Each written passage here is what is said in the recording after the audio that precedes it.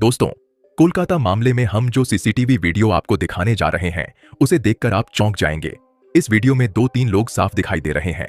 यह वीडियो लंबे समय से एक गुप्त स्थान पर छिपा हुआ था, लेकिन अब मामला काफी गंभीर होता जा रहा है। अदालत में संजय रॉय के बयान से स्पष्ट हो गया है कि कोलकाता अस्पताल कांड में एक से अधिक लोग शामिल थे। संजय ने अनजाने में एक ऐसा बयान दे दिया जिससे यह साफ हो गया कि डॉक्टर के साथ हुई घटना में वह अकेला नहीं था। अब सीबीआई का शक वास्तविकता में बदलने लगा है और संदेह ऐसी जगह तक पहुंच रहा है जिसकी कल्पना भी नहीं की जा सकती। इस अपराध को बड़ी चालाकी से अंजाम दिया गया था। इस केस में बड़े लोग शामिल हैं जो इसे बंद कराने के लिए अपनी पूरी ताकत और पैसा झोंक रहे हैं। गवाह खरीदे जा रहे हैं, सबूत मिटाए जा रहे हैं और जहां घटना हुई थी वहां नवीनीकरण के नाम पर सारे सबूत नष्ट कर दिए गए हैं। फिर भी सीबीआई के हाथ एक बड़ा सबूत लग गया है जिसे जब मैं आपको दिखाऊंगा तो आप हैरान रह जाएंगे।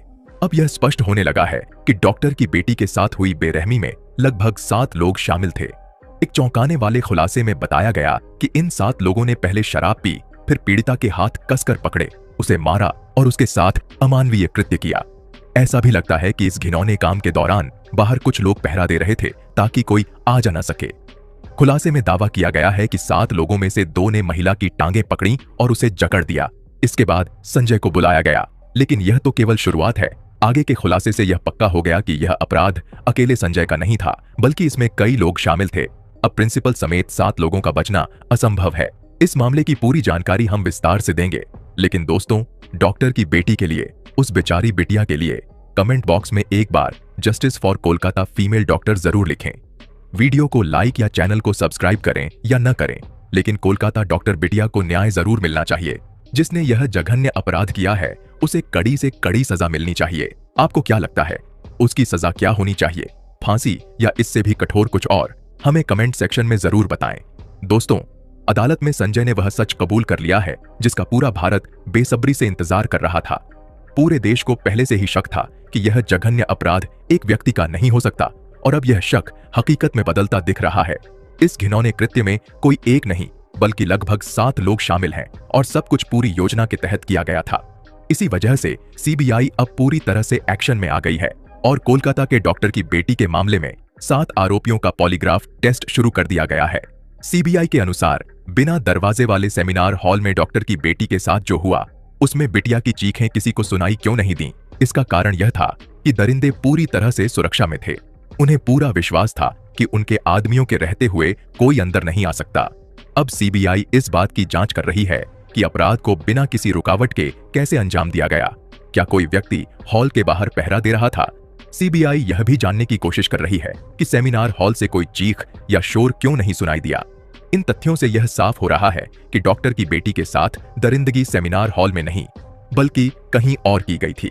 उसे किसी और कमरे में बुरी तरह पीटा गया और जब उसकी सांसें बंद हो गईं, तो उसे सेमिनार हॉल में लाकर रख दिया गया, जिसके बाद उसके शरीर को संजय के हवाले कर दिया गया। लेकिन अब संजय के बयान से यह स्पष्ट हो रहा है कि वह इस अपराध में अकेला नहीं था, बल्कि इसमें कई लोग शामिल थे।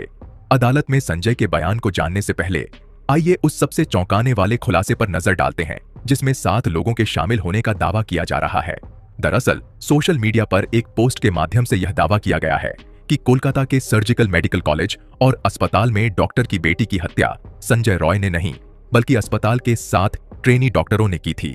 कहा जा रहा है कि ये ट्रेनी डॉक्टर संजय रॉय को फंसाना चाहते थे। ध्यान से सुनिए, मैं अंत में सब कुछ स्पष्ट कर दूंगा।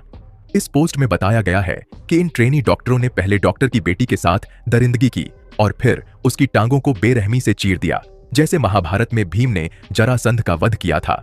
इसी तरह इन दरिंदों ने भी डॉक्टर की बेटी के साथ क्रूरता की।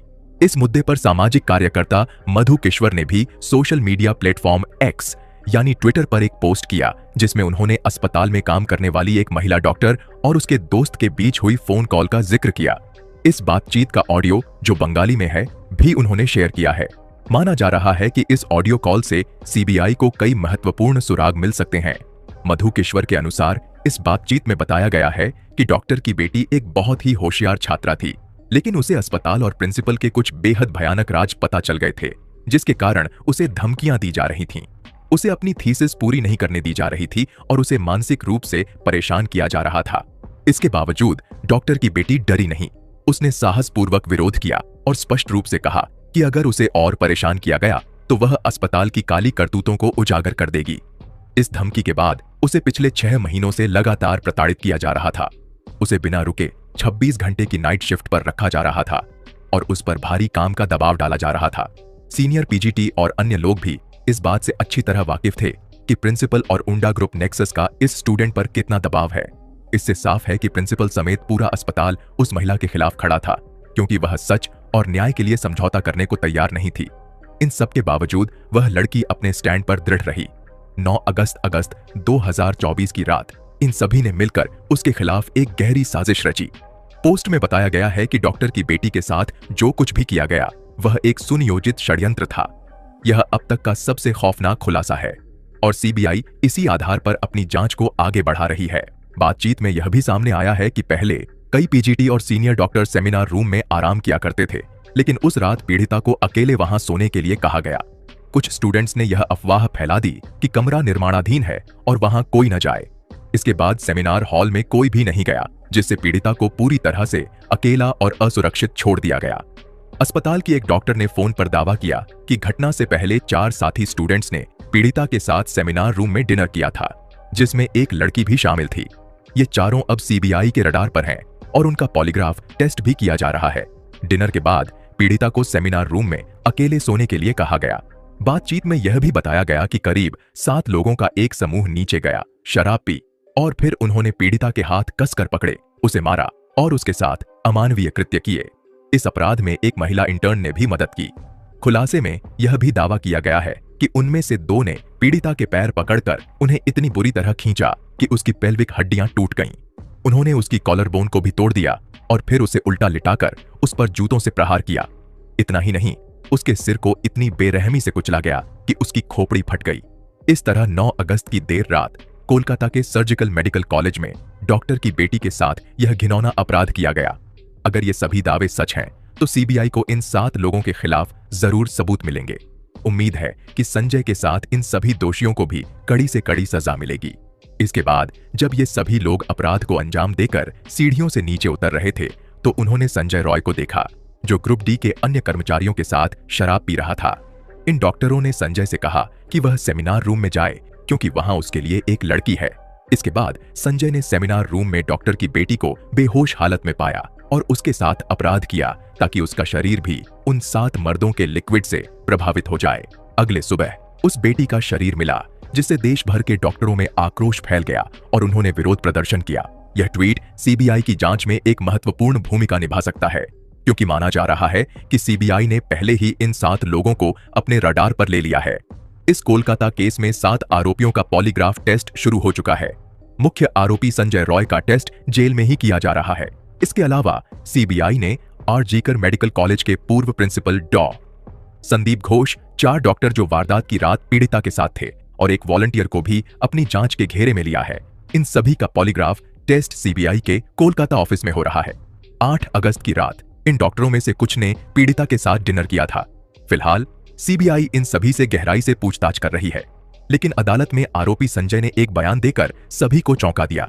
दरअसल 23 अगस्त को सियालदह कोर्ट ने संजय को 14 दिन की न्यायिक हिरासत में भेजा था। इसी सुनवाई के दौरान संजय ने पॉलीग्राफ टेस्ट के लिए तैयार होने की बात कही। जब मजिस्ट्रेट ने संजय से पूछा कि वह पॉलीग्राफ टेस्ट के लिए क्यों तैयार हुआ, तो संजय ने जवाब दिया कि पॉलीग्राफ टेस्ट से साबित होगा कि वह निर्दोष है और उसे फंसाया जा रहा है। संजय के इस बयान ने एक नया विवाद खड़ा कर दिया है और इसके पीछे का कारण भी है, क्योंकि घटनास्थल पर जो भी हुआ वह सब सीसीटीवी वीडियो में कैद हो चुका है और संजय का खुद को निर्दोष बताना इस बात की ओर इशारा करता है कि इस कांड में कई लोग शामिल थे। इसी वजह से सीबीआई अब फुल एक्शन मोड में आ चुकी है।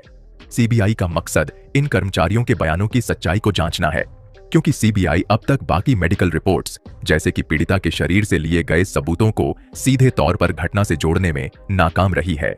यह भी जानना जरूरी है कि पुलिस जांच के दौरान जो भी सबूत छुपाए जा सकते थे या मिटाए जा सकते थे, वह सब किया गया है, जिससे जांच में और भी कठिनाइयां आ रही हैं। बड़े बड़े और धनवान लोगों ने इस केस को दबाने की भरपूर कोशिश की, लेकिन जब से यह मामला सीबीआई के हाथ में आया है, तब से वे भी घबराए हुए हैं। हालांकि सीबीआई को अब तक ठोस सबूत नहीं मिल पाए हैं, क्योंकि उन्हें पहले ही नष्ट कर दिया गया था। अब सीबीआई यह जानने की कोशिश कर रही है कि क्या इन 4 डॉक्टरों ने सबूतों के साथ कोई छेड़छाड़ की थी या वे किसी बड़े षड्यंत्र का हिस्सा थे।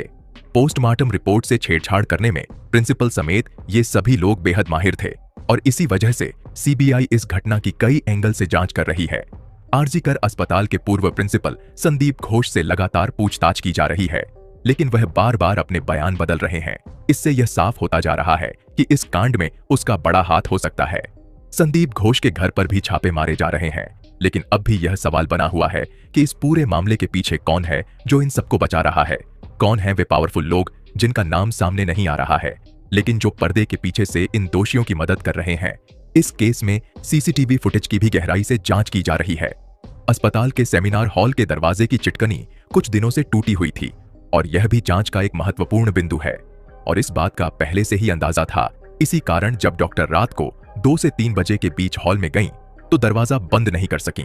लेकिन फिर भी किसी को यह पता नहीं चला कि अंदर क्या हो रहा है, या फिर सबने सब कुछ जानते हुए भी नजरअंदाज कर दिया। सीबीआई यह भी पता लगाना चाहती है कि सेमिनार हॉल से किसी की चीख को क्यों दबाया जा रहा था। दोस्तों, चाहे आप इस वीडियो को लाइक करें या न करें, हमारे चैनल को सब्सक्राइब करें या न करें, लेकिन कमेंट बॉक्स में जस्टिस फॉर फीमेल डॉक्टर जरूर लिखें और इसे अपने दोस्तों और रिश्तेदारों के साथ शेयर करें ताकि यह जानकारी सभी तक पहुंच सके और उस बेटी को न्याय मिल सके।